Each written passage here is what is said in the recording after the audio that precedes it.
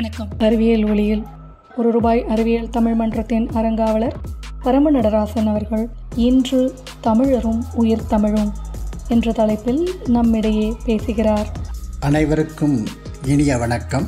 சித்தாந்த ரத்தினம், திருமுறை நெறிச்செல்வர், சிந்தனை கவிஞர் பரம்பு நடராஜன், காரைக்குடி, அறங்காவலர் ₹1 அறிவியல் தமிழ் மன்றம்.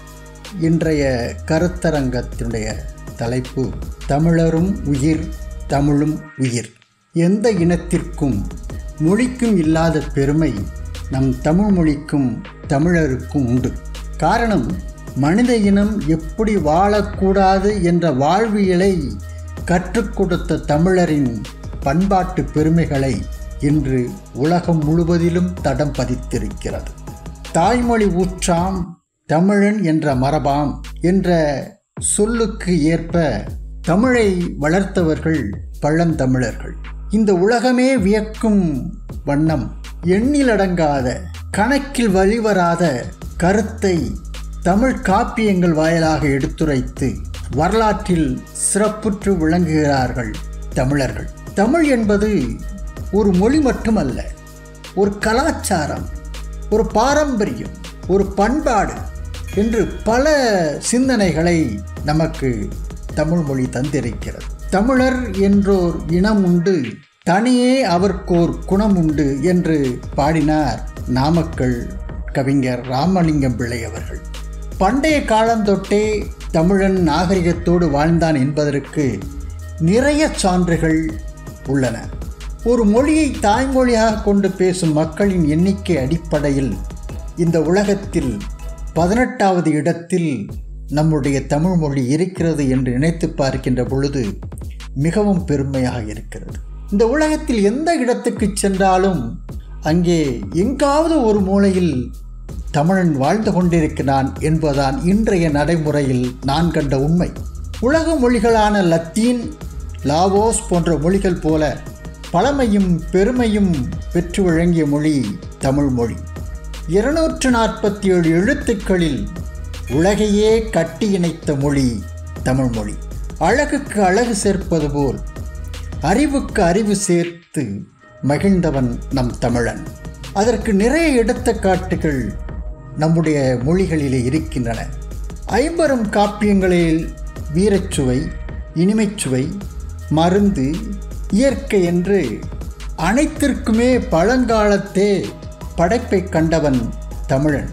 உலகின் உயிர் வளம், இயற்கை, செல்வ வளம், போர்த்திறன், செயல்திறன், அரசியல் அமைப்பு, அறம் அமைப்பு போன்றவற்றை தனது காப்பியங்களிலே முன்னின்று நிறுத்தியவன் பழந்தமிழன். ஒரு போர் இந்த வகையில்தான் இருக்க வேண்டும் என்று அறப்போரை புறநானூற்று மூலமாக நமக்கு தந்தவன் தமிழன். தமிழ் மொழியானது உலகின் முதன்மொழி என்று ஆராய்ச்சியாளர்கள் பலர் நிரூபித்துள்ளனர். குறிப்பாகவே இன்னும் தெளிவாகவும் நாம் சொல்வதென்றால், ஆதி மனிதன் பேசிய மொழியும் தமிழே. இது ஏதோ விளையாட்டுக்காக சொல்லப்படுகின்ற வார்த்தைகளாக இல்லை, வரலாற்றினுடைய கல்வெட்டு சிந்தனைகளோடு நான் இதை பேசுகின்றேன். இப்போது வழக்கில் இருக்கும் பல மொழியின் ஆதி மூலமும் தமிழ் மொழியே. ஜப்பானிய மொழி, சீன மொழி, லத்தீன் போன்ற மொழிகளிலும் தமிழ் சொற்கள் கலந்துள்ளன. ஆனால் தமிழ் மொழியோ எந்த ஒரு மொழியின் கலப்பினையும் பெறாமல் தனித்தியக்கூடிய வல்லமை பெற்றது நம்முடைய தமிழ் மொழி. எழுத்திலே உயிரெழுத்தென்றும் மெய்யெழுத்தென்றும் பிரித்தவர்கள் தமிழர்கள். எழுத்திலே 12 உயிர் 18 மெய் என்று இனதை அறிவிந்தவர்கள் தமிழர்கள். மொழியை வளப்படுத்தும் வழி தெரிந்தவர்கள் தமிழர்கள். இதை நாம் சற்று உன்னிப்பாக கவனித்தோமையானால் நிறைய வெளிநாட்டு அறிஞர்கள் இதனை நமக்கு தந்திருக்கிறார்கள். ஆரியர்கள் தமிழர்களோடு உறவாடித்தான் தமிழ் இலக்கணங்களை அறிந்தார்கள். எதையும் நுணுக்கமாக ஆராய்ந்து பார்க்கின்ற அறிஞர்கள் பழங்காலத்திலே இருந்திருக்கிறார்கள். இப்பொழுது நம் நாட்டில் அந்த நுணுக்கமாக ஆராய்ந்து பார்க்கும் அறிஞர்கள் மிக குறைவாகவே இருக்கிறார்கள். தொல்காப்பியம் மிகச்சிறந்த ஒரு நூலாக தமிழ் மொழியிலே போற்றப்படுகிறது. அதில் பயிர் நூலை பற்றியும் உயிர் வகைகளை பற்றியும் தொல்காப்பியர் நிறைய இடங்களிலே சொல்லியிருக்கிறார். எந்த பயிர் எந்த நிலத்தில் வளரும், எந்த பறவைகள் எந்த நிலத்தில் வாழும், எந்த நிலத்தில் மக்கள் தொழில் செய்யலாம், எது நாகரீகம் என்பது பற்றியெல்லாம் தொல்காப்பியர் நமக்கு தந்திருக்கிறார். நம்மிடையே பேசிக்கொண்டிருப்பது ரூபாய் அறிவியல் தமிழ் மன்றத்தின் அரங்காவலர் திரு பரம நடராசன் அவர்கள்.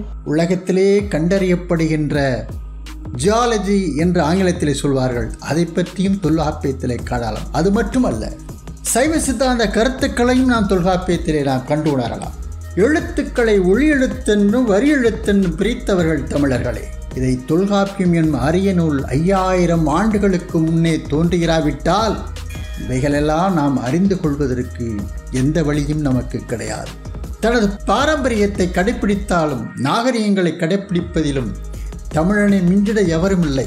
போற்றி பேணுபவன் தமிழன், உழுதுன்று வாழ்வாரே வாழர் என்ற வரிகளை உழவனை குறிப்பதாக நாம் நிறைய இடங்களில் பார்க்கலாம். இலக்கியங்களில் மட்டுமல்ல, எல்லாவற்றிலும் பார்க்கலாம்.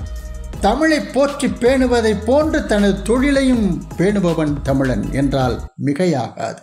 அருமையாக சொல்வான் பாரதிதாசன் தன்னுடைய வரிகளிலே, புனல் சூழ்ந்து வடிந்து போன நிலத்திலே புது நாளை மனித பைங்குள் முளைத்தே வகுத்தது மனித வாழ்வை இனிய நற்றமிழே நீதான் எழுப்பினை என்று சொல்வான் அழகின் சிற்பிலை. மொழியில் உயர்ந்தது தமிழ் மொழியே, பண்டு முதல் நாகரிகமும் பழந்தமிழ் மக்களே என்று தேனேரிலே பாரதிதாசன் சுட்டி காட்டுவார்.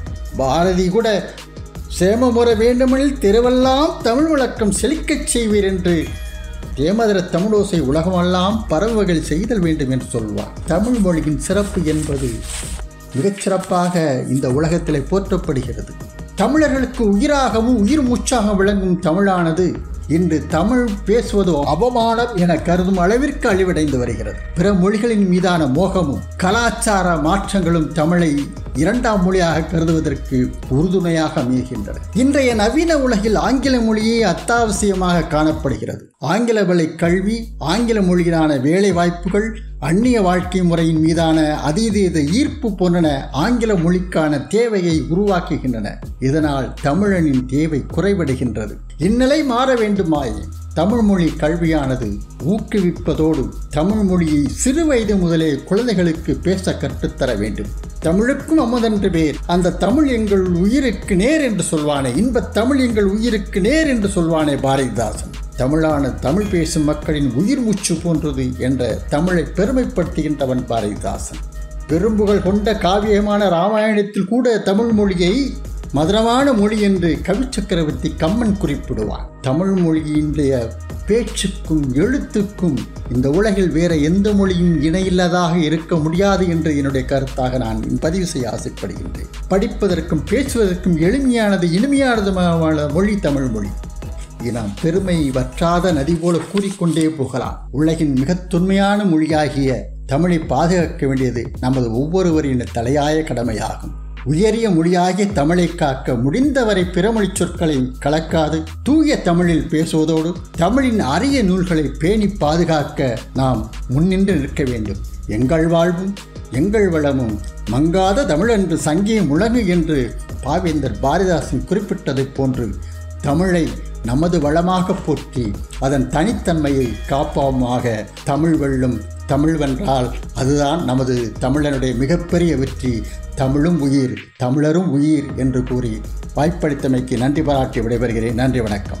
இன்றைய சூழலில் தமிழ் எவ்வாறு உள்ளது என்பதை தனது கருத்தாக முன்வைத்து சிறப்பானதொரு பேச்சை நம்மிடையே தந்தவர் ரூபாய் அறிவியல் தமிழ் மன்றத்தின் அரங்காவலர் திரு பரம நடராசன் அவர்கள். நன்றி நேயர்களே.